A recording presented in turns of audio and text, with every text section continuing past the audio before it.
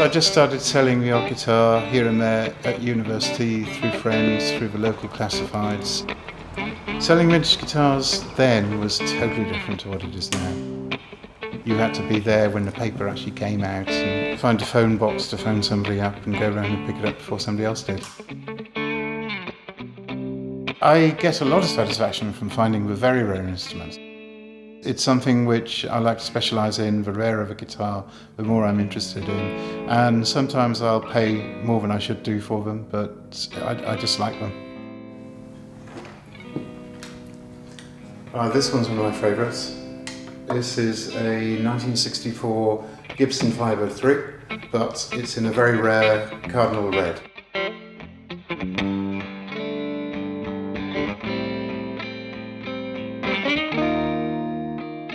Custom colour Firebirds are quite difficult to find, and this one's in absolutely gorgeous condition. It's one of the earlier Firebird custom colours because it has the painted binding on the fingerboard. You see they've painted the side of the fingerboard and then they put white dots. And this is what we tend to stock quite a bit of. We do like to specialise in some of the more unique pieces.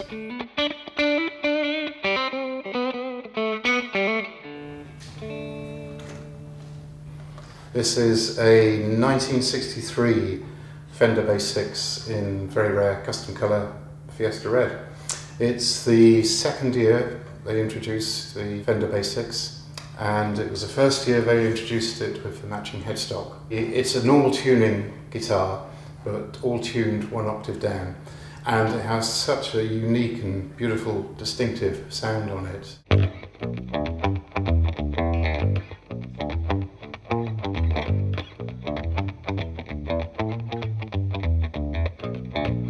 Pickups are identical to a 1963 Fender Jaguar, and a lot of the bands in the 80s, like The Cure, latched onto how good and unique they sound, and you can hear it all over their records, the distinctive sound of the Bass VI.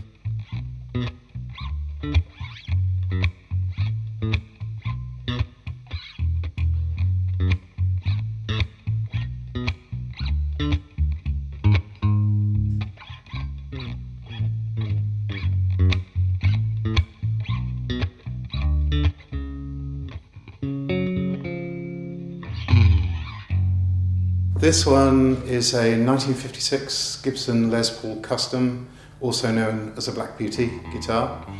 It's all original. It has the Alnico pickup by the bridge, and it has the staple Alnico 5 pickup on the neck.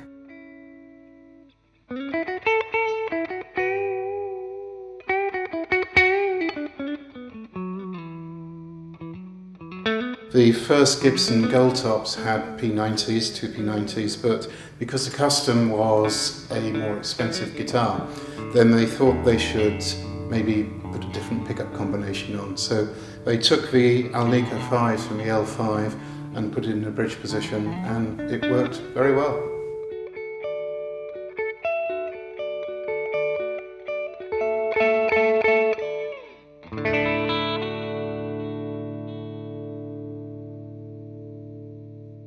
This one is an exceedingly rare 1967 Epiphone Casino.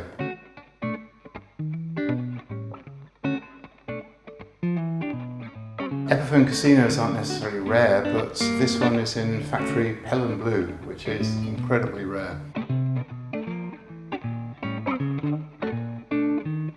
You see these Pelham Blues on the cheaper Melody Maker type guitars, but it's very, very rare.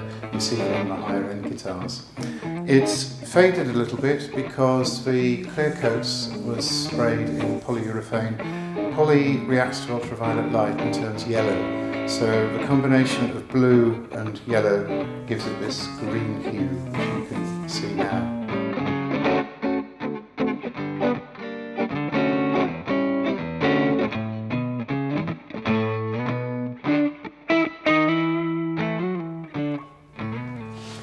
This particular one's got a very interesting story to tell. This is a very early 1964, late 63 Fender Stratocaster in Lake Placid Blue, a rare custom colour for a left-handed guitar. and this one, we believe, has the original strings on. We bought it from a dealer friend of ours who bought it from an electrician who basically, he bought it brand new in 1964. He tried to play the guitar for a couple of years, and in early 67, so he said, he just gave up playing guitar when the toppy string broke. He put it up in his attic, and then he left it there until about a year ago when we bought it.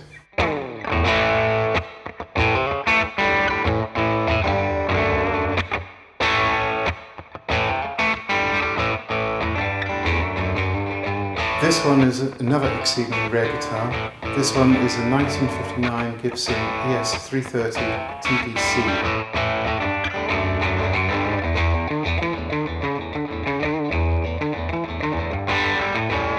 It's rare for several reasons actually, and this is probably only one of two 1959 cherry reds in the world.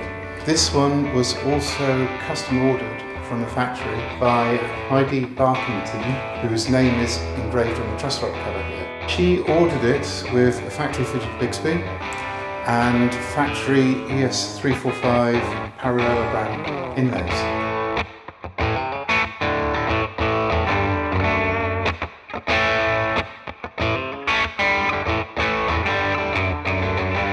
What enjoyment do I get out of vintage guitars these days? Everything, as I always did do.